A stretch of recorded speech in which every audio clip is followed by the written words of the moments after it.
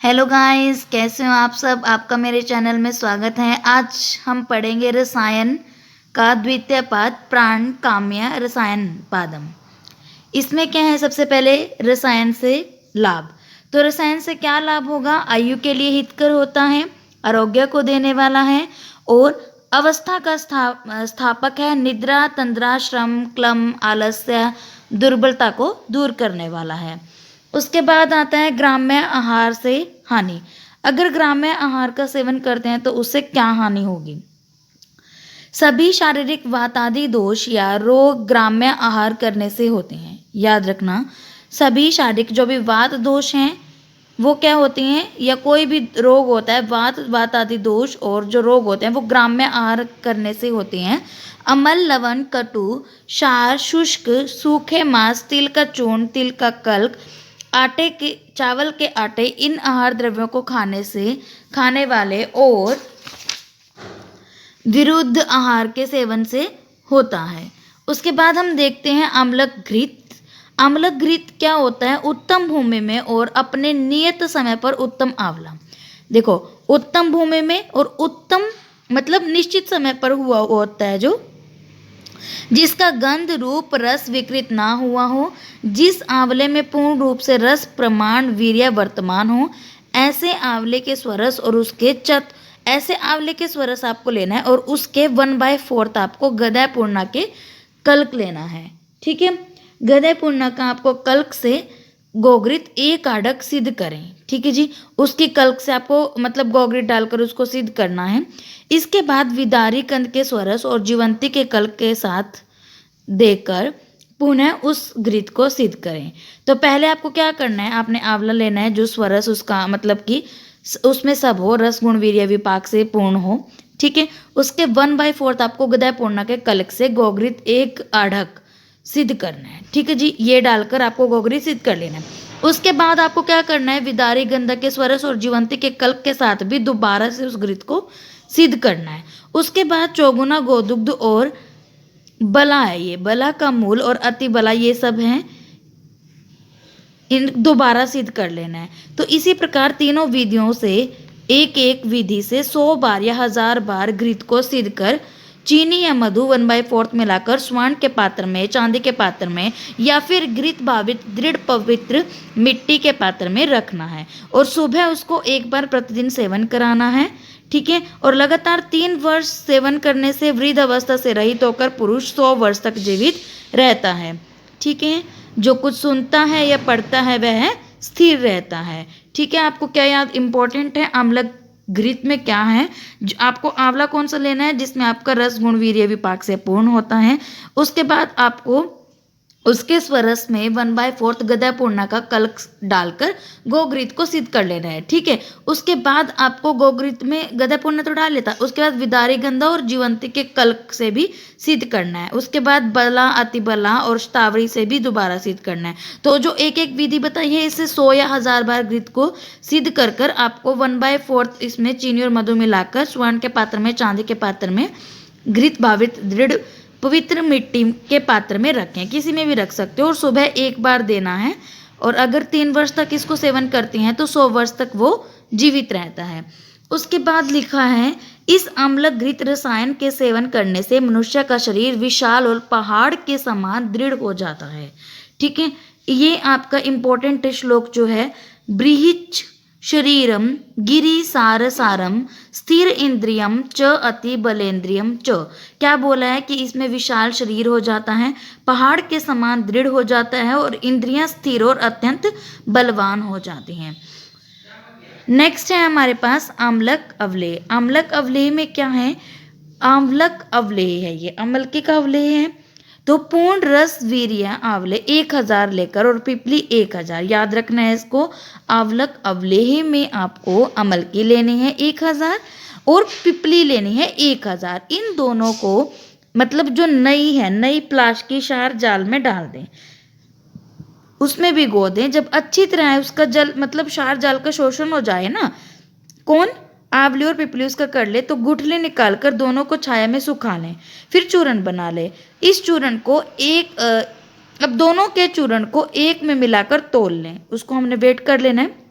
और उस चूर्ण से 100 गुना याद रखना, 100 गुना तो गाय का घी डालना है और 4 गुना मधु डालना है, ठीक है। और 1/4 चीनी डालनी है। 100 4 1/4, 100:4:1/4 कर लेना।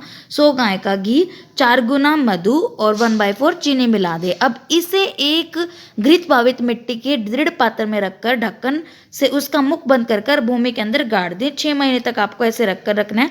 उसके बाद निकालकर अग्नि के बल के अनुसार केवल प्रातःकाल ही सेवन करना है। साय के टाइम इसका सेवन नहीं करना है, याद रखना है। साय के शाम को इसका सेवन नहीं करना है, ठीक है। तो आंवलक अवलेह में आपको याद रखना है 1000 आपको आंवले, 1000 पिपली, फिर आपको प्लाश की जो क्षार जल है उसमें भिगोने हैं। जब वो शोषण कर ले उस पूरे जल का, तो इसमें क्या है, उसकी गुठली निकालकर छाया में सुखाकर चूर्ण बना लें, फिर तौल लें। फिर 100 गुना गाय का घी, 4 गुना इसमें मधु, 1/4 चीनी मिलाकर फिर इसको मिट्टी की आंधी में रख दें और गाड़ कर 6 महीने तक रख दें। उसके बाद सुबह इसका सेवन करना है अग्नि के बल के अनुसार। नेक्स्ट है आंवलक चूर्ण। आंवलक चूर्ण कैसे बनाएंगे? एक आड़क आपको आंवले के चूर्ण को 1000 उत्तम आंवले के स्वरस में 21 दिन तक भावित कर रखें। क्या करना है आपको? एक आड़क आपको क्या लेने हैं? आंवले का चूर्ण को 1000 उत्तम आंवले के स्वरस में 21 दिन तक भावित करना है, ठीक है। फिर उसको बाद में सुखाकर चूर्ण बना ले। अब उस चूर्ण में 2 आड़क, एक आड़क तो आपने आंवले लिए थे, फिर 1000 से उसके स्वरस से उसको भावित किया था। फिर अब क्या करना है? 2 आड़क मधु और गोघृत तथा चूर्ण के 1/8 आपको पिपली और 1/4 आपको चीनी मिलानी है। 2 आड़क आपको मधु और घी डालना है, ठीक है। और चूर्ण के 1/8 आपको पिपली और 1/4 क्या है? चीनी मिलानी है, ठीक है। घृत भावित मिट्टी के पात्र में रखकर ढक्कन के मुख बंद कर प्रावृत ऋतु में राख की राशि में गाड़ दें और पुनः वर्षा ऋतु के अंत में अर्थात शरद ऋतु के उसे राख से निकाल लें, ठीक है, याद रखना है। और इसका सेवन का समय नहीं बता रखा, निर्देश नहीं है। नेक्स्ट आते हैं आपके पास विडंग अवलेह। विडंग अवलेह क्या है? वाय विडंग का कपड़चान चूर्ण करना है 1 आड़क, ठीक है। बस इतना ही मेन रखना है। फिर वही प्रोसेस चलती है जो हमने पीछे बताई थी। मुख बंद कर वो या प्रावृत ऋतु में गाड़ दें, शरद ऋतु में निकाल लें, ठीक है। और अग्नि के बल के अनुसार इसका सेवन कर ले। आंवलक अवलेह, आंवलक में क्या है? 1000 आंवले लेने हैं। गीली प्लाश की लकड़ी में एक मतलब नौका ऐसे बनाएं, ऐसे बीच में नौका टाइप में, नाव जैसे, जिसके ऊपर ऐसा ढक्कन हो जिससे उसका मतलब पूर्ण रूप से ढक्कन बन जाए, वाष्प बाहर ना निकले, ठीक है। उस द्रोणी में ताजे आंवले को रखकर ढक्कन बंद कर दें और उसके ऊपर उपले के आग चढ़ा दें, ठीक है। और स्विन हो जाएंगे। बस इतना ही, इसमें इतने ज़्यादा नहीं करना। नेक्स्ट है नागबला रसायन। नागबला रसायन क्या है? इसको जंगल देश में जहाँ पर कुश उत्पन्न होता है, जहाँ पर कुश उत्पन्न होता है, जहाँ पर कुश उत्पन्न होता है, आपको याद रखना है धनवनी कुश, ठीक है। जहाँ पर कुश उत्पन्न होता है, जहाँ की मिट्टी चिकनी, काली, मधुर, पीली हो, ऐसी भूमि में, जिस भूमि में विष, वायु, जल, अग्नि ये ना लगती हो, मतलब ये मेन आपको याद रखना है। और इसमें लिखा है क्षीण पुराण पर्ण्य, ये वाला करना है आपको, कि जिसके पुराने पत्ते गिर गए हों, ठीक है। क्षीण पुराण पर्ण, ठीक है। नवीन पत्ते उत्पन्न ना हुए हों, ठीक है जी।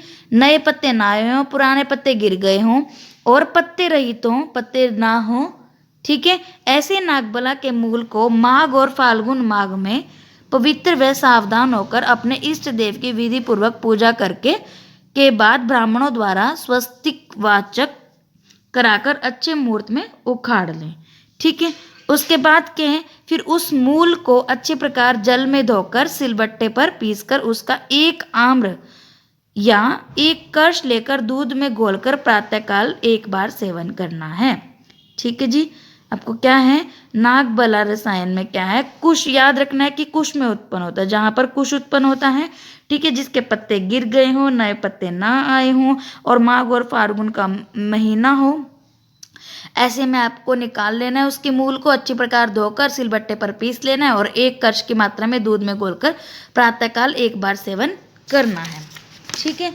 नेक्स्ट आता है 19 बलादी रसायन। 19 बलादी रसायन में क्या है ये आप देखोगे तो इसमें पुनर्नवाश्च औषध्यो असन का इन सब का जो स्वरस और पुनर्नवा अंत में है, पुनर्नवा अंत में है, ऐसी 10 औषधियां लेनी है। मतलब व्यवस्थापक महाकषाय है, इनको लेकर दूध में मिलाकर बल के अनुसार इसमें लेना है। ठीक है। उसके बाद आता है भलातक क्षीर, जो कि आपका इंपॉर्टेंट है। भलातक क्षीर, इसमें आपको क्या करना है, पक्व जंब प्रकाशिनी सोचो शुक्रे व मासे संग्रही यव पल्ले माश पल्ले व निपाध्येत। जो बिलावे का फल अनुपयत मतलब डंडे आदि चोट से ना तोड़े गए हों, रोग रहित हों, ठीक, कीड़े वगैरह ना लगे हों, रस गुण वीर्य विपाक वर्तमान हो, जो पके हुए जामुन के समान काले वर्ण के हों, ऐसे बिलावे के फल को जेठ या आषाढ़ मास में, ठीक है, यहाँ मैंने बोला था शूचो शुक्रे मतलब कि ज्येष्ठ या आषाढ़, ज्येष्ठ या आषाढ़ के मास में लेकर जौ की राशि में या उड़द की राशि में रख दें। सबसे पहले 10 बिलावे को काटकर तोल लें, उसे 8 गुना जल में मृदु आंच पर पका लें, 1/8 रह जाए उतार कर छान ले, उसमें दूध मिला दें। ठीक है। पीने से पहले मुख के भीतरी भाग में घी का लेप कर लेना है। ओके। उसके बाद प्रथम दिन 10 बिलावे का प्रयोग बताया है, इसके बाद एक एक बिलावा प्रतिदिन बढ़ाते जाएं जब तक 10 से 30 तक ना हो जाएं। 30 के बाद बिलावे की संख्या नहीं बढ़ाई जाती। ठीक है। पुनः एक एक बिलावे की संख्या घटाते रहना है 10 तक, और इस प्रकार विधि और हराशपूर्वक बिलावे का प्रयोग करना है। 1000 बिलावे का प्रयोग करना है। ठीक है। उसके बाद हमारा नेक्स्ट आता है, नेक्स्ट आपको करना है भलावा शोध्र। भलावा शोध्र में क्या है, पूर्ण रस वीर्य संपन्न बिलावे लेने हैं आपको। ठीक है। इसमें इतना कुछ नहीं करना आप, इतना इज नॉट इम्पोर्टेंट।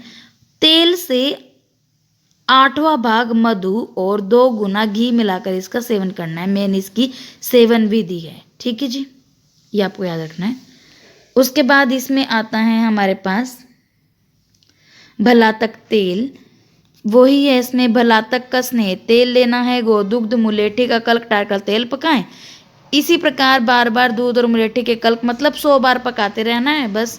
भलातक के 10 योग, भलातक सर्पी, भलातक क्षीर, भलातक शोध्र, गुड़ भलातक, भलातक यूष, भलातक का तेल, भलातक का पलल, पलल क्या होता है, तिल के साथ कल्पना होती है जो, सत्तू, भलातक लवण, भलातक तर्पण, भलातक सेवन करने के लिए 10 विधियों का विधान बता रखा है। 10 कौन से हैं देखो, एक तो घी हो गया, दूध हो गया, मधु हो गया, घी दूध मधु तेल हो गया है ना, घी दूध मधु तेल, फिर गुड़ है, मीठा गुड़ है। ठीक है। फिर यूष और सत्तू हो गया। ठीक है। गुड़ है तो इधर नमक हो गया, लवण हो गया, लवण है तर्पण हो गया, ऐसे याद कर लेंगे। उसके बाद है भिलावे के गुण। भिलावा अग्नि की तरह तीक्ष्ण पाक उत्पन्न करने वाला, किंतु यदि इसका विधि पूर्वक प्रयोग किया जाए तो अमृत के समान गुणकारी होता है। भलातक कफज रोग का शत्रु होता है। कफ जो न स रोग अस्ति न विबंध अस्ति कथन, क्या है, भलातक का विधि पूर्वक अगर सेवन करते हैं तो कफ जन्य और विबंध का नाश कर देता है, और जो शीघ्र ही नष्ट ना हो जाए, और यह शीघ्र ही मेधा अग्नि को बढ़ाने वाला होता है।